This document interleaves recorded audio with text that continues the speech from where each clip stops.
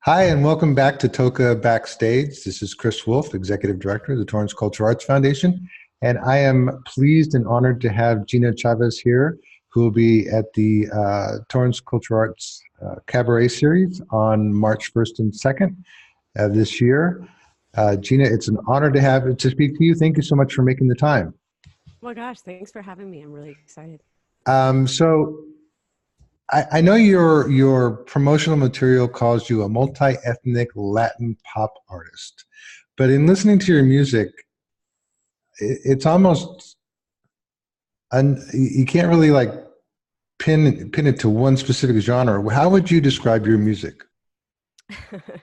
Yeah, I think I just describe my music as fusion because it really is it's kind of nothing puro, like nothing completely pure. I definitely started off as a singer-songwriter. I got inspired when I went to Argentina for a study abroad semester when I was in college and completely became enthralled with a specific type of rhythm from Argentina called chacarera. But that essentially started me on a journey to discover my Latin roots through music.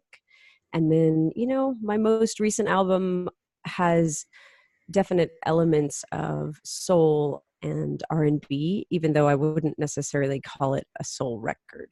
So I don't know. I like to just kind of do my thing and leave it up to the fans to define it for themselves. Well, and it's kind of like, why bother? Because it's just, I mean, you have so much fun listening to it that it doesn't necessarily need to be defined. But so take me back. Did you grow up speaking Spanish? Were you in a multi ethnic household, or? No, well, I mean, I was in a multi-ethnic household in the sense that, my dad's side of the family is from Mexico, and my mom's side of the family is Swiss German, but many generations back. Both my parents are from Texas, so we're kind of like third generation Texans, and you know, I would hear little bits of Spanish every now and then. Like my dad he always says he speaks enough to fool the gringos. So like he has good pronunciation, and my parents spent a lot of time traveling. And I think that's the real value that I grew up with, was kind of the value of learning different cultures. The value of even language. My parents, they did this like crazy bus tour through Europe in the 70s where they literally like lived in a VW bus, totally hippie style, for like Nice. a year and a half. And so I grew up on these stories of them traveling and learning little bits and phrases from, Holland and Morocco and all kinds of stuff. And so I think that's really what I soaked up, was a desire to, travel the world and almost be a bit of a sponge, because I didn't grow up speaking Spanish. I didn't really grow up with my Latin roots, or my Swiss German roots. And, it was really through music. That was kind of the doorway that, you know, I don't know. It's just like I went to Argentina. I don't even know why Argentina exactly. I just wanted to go somewhere Spanish speaking, and got to Argentina and found out, they have it's like they speak Castellano as opposed to like Espanol. It's like I don't know. It's their accent is just totally different than any other Spanish speaking country. But I just loved it there, and I became enthralled with their rhythm called a chacarera and their kind of folk music, and that's kind of what started me on my journey. So I'm curious though, what made you decide to write songs in the Spanish language, as opposed to just doing straight pop, like American pop or English pop? Yeah, I mean, I started as a folk songwriter, I mean, in the sense that it was just me and an acoustic guitar. I started the short story. I had always sung. I was in, like middle school and high school choirs. We had really good choir programs where I went to school. And that was kind of my music education. I went to college, I picked up a guitar, and then I tried learning a couple songs, but I was a baby guitar player. And so like, I literally, like, all the songs had way too many chords. And so I was like, forget that. I'm just going to write a 2-chord song and it's going to be great. And, and that Like was all kind of, college, like all yeah, college students do it. I was basically too lazy to learn other people's songs. And so I wrote my own. And that's kind of how it started, honestly. As far as the Spanish language, so I had been playing guitar for a few years and writing songs in English. And then I went to Argentina, did this study abroad semester. And almost immediately when I got home, I wrote probably the only song that has ever come to me in 10 minutes. And which is weird because I still don't I still wouldn't call myself, a fluent Spanish speaker. I would say I'm highly proficient. But as far as, actual mastery of the language, I think that takes a really long time. And anyway, so I wrote this song in 10 minutes in Spanish, and it kind of had like the Gina version of a chacarera rhythm. And that was the song that everybody, I'd play for a coffee shop of people that were not paying attention to me for an hour and a half. And people would come up and be like, hey, do you have any more of that like flamenco stuff? And I'd be like, well, it's not flamenco. And no, that's actually the only song I have. So it just kind of taught me that people really enjoyed, even though it was in Spanish and it was probably the only song they couldn't understand, that was the one that connected with them. And so I was like, well, I love that stuff too. Like, let's focus there. So that's kind of what happened. Well, I find it actually really cool that you've taken sort of that rhythm and that beat and sort of melded it with also doing like English speaking or English language songs, which you don't hear very often. Why do you think? I mean, because it's such a cool rhythm. Why do you think people don't incorporate that as much? I think there's a couple reasons. For one, I know that one of the things that I've run into with my music is that because it is hard to describe or put in a genre box, it does make it harder to market, because people are like, well, what do you sound like? And you're like, well, Right. If Selena and Sarah Bareilles were riding on a motorcycle together, like, I don't know, like, um, it's trying to find a way to like kind of give people an idea of what it Right. sounds like. It is more difficult. I think it's also that there's not a lot of people that can do multiple languages and make them work. It's like when you hear a crossover artist, from Spanish into English, it's like Shakira. Like, I love her stuff, but when she sings in English, it's like, I'm just not a big fan, Yeah. So I think that's difficult. And I think the main thing is that people are just now discovering that there is a market for it. For instance, when you have like Justin Bieber joining Luis Fonsi on Despacito, when you have J Balvin and Beyonce on a track together, like, you're starting to see that people are like, oh, there's a huge market out there for Latin music. We need to jump on that train. So I think you're going to start seeing a lot more of it. Well, and but kudos to you to doing it because it's what you love to do and not because you're trying to jump on a bandwagon. I mean, I think if Right. there's a bandwagon to jump on, it's the one you've created because your music really. Yeah, tell them that. I'll get on the phone right now. Yeah, tell Beyonce. And so you have won multiple awards from the Austin Music Awards. Yeah, it's pretty crazy. I still can't believe it, but yeah, we've won 10 Austin Music Awards. That's awesome. So is that the local version of the Grammys, or how does the Austin Music Awards work? I like that. I like I like your description there. Honestly, it's a voting system, so it is kind of like the Grammys in that sense. We're actually going through it right now. So there's the second round is happening, and we're nominated in 5 categories. Nice. And people anywhere can vote. See, oh really? So we can tell our people our fans to vote. You sure can. I think the 21st. I'll have to look at when the deadline is. I want to say it's January 21st. Well, we'll have to put a link on this to make sure people vote. Sounds good. So I also wanted to ask you about, in looking at your website, you're really involved in a charity, the College Fund. Can you tell me about that? So I'll try to make this short. Essentially, my wife and I, before we were married, we went to El Salvador and did some mission work. We're both Catholic. We both actually met at the University Catholic Center. That's another story. But we decided to do a Catholic volunteer program, and we went down to El Salvador. That's where they sent us. And essentially after living with these incredible young women, and with nuns, so we lived like in a convent with nuns, and the school that they were running. And after being with all of them for 8 months and seeing the kind of, I don't know, it's such a beautiful country, and the people are so amazing, and they're dealing with some of the most heinous violence and corruption that you can imagine. But what we typically know of El Salvador is just the bad stuff, right? Right. And we were kind of in the heart of gang territory down there. We were in Soyapango, which is like a suburb of San Salvador. And essentially, it's like the home of La Mara Salvatrucha, which is the MS-13 gang. And anyway, so, like we had an incredible experience down there. And the people just completely embraced us. And these young women that we essentially like lived with and taught became our sisters. And so it felt really wrong for us to just be like, okay, peace out. Like our 8 months are done. Like have a good life. And so my wife was like, well, what if we started a college scholarship fund? Because we found out that like all the young women wanted to go to school, but they couldn't because it's just incredibly unaffordable. And so anyway, long story longer, we essentially came back to Austin. We're like, cool, we're going to do this. How do we do this? I don't know. Gina, you play music.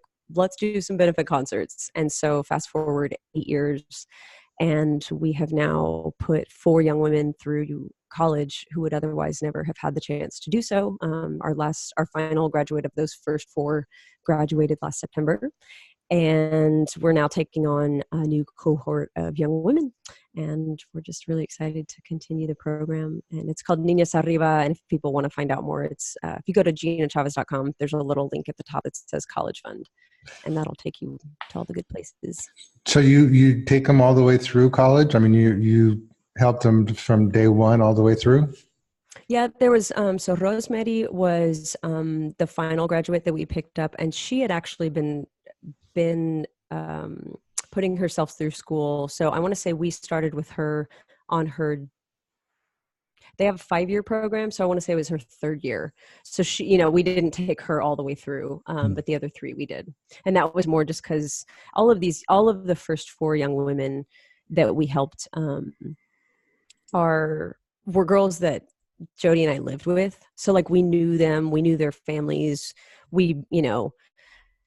They have like a dormitory at the school. And so essentially we like lived with them. We woke up with them at like 5 a.m. We did chores together. We, got together after school and we'd play basketball and we'd do night prayers and like, you know what I mean? We really lived with them. So we knew them really well. And so now that we're continuing the program and we're not in El Salvador, we're starting to put together, more of a kind of an infrastructure on how we accept applications and stuff like that. That's great. That is awesome. I hope if there's anything we can do on our end, maybe put an ad in the show program or something to try and get people interested. Let us know. We'd love to do it. So I see you have a guitar. Oh, did I lose you? Would you? Uh-oh. It happened again. Our audio went kaput. I'm going to pause this. Okay, we're back. We've fixed our technical difficulties, and as I was saying, I see you have a guitar, and we would love if you could honor us with a song. All right, sounds good. I'm gonna go, and if for some reason the sound is real weird, just wave at me or something. Okay.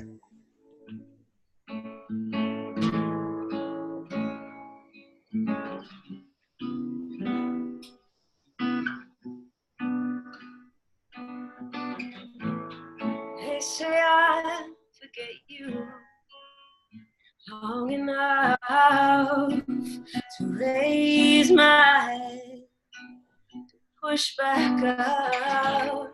They say I'll find someone a little less rough to touch my heart again with sweet, sweet love.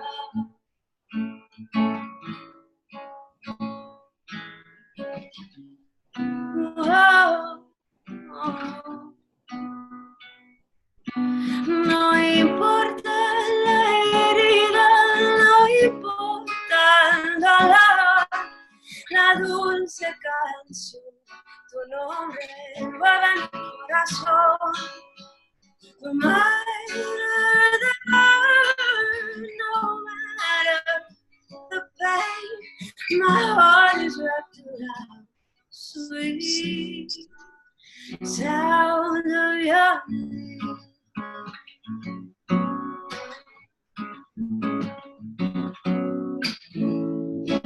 I hope you'll be with me someday.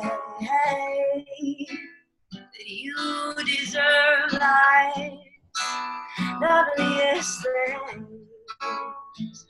Smiles and warm, restful springs were made for you, and you made for me.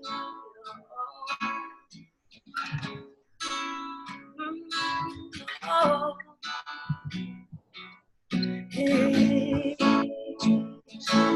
No importa la herida, no importa el dolor, la dulce canción de tu nombre envuelve mi corazón. No matter the hurt, no matter the pain, my heart is wrapped around sweet sound of your name comes over me like a million drops of rain.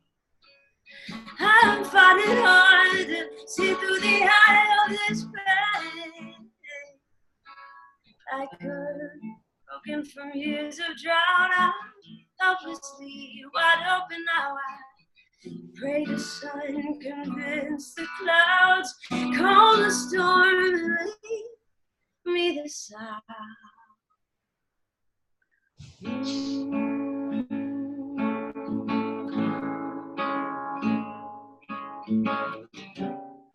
Whoa. No importa la herida, no importa el dolor, la dulce canción de tu nombre envuelve mi corazón. No matter the hurt, no matter the pain, my heart is wrapped around sweet sound of your name.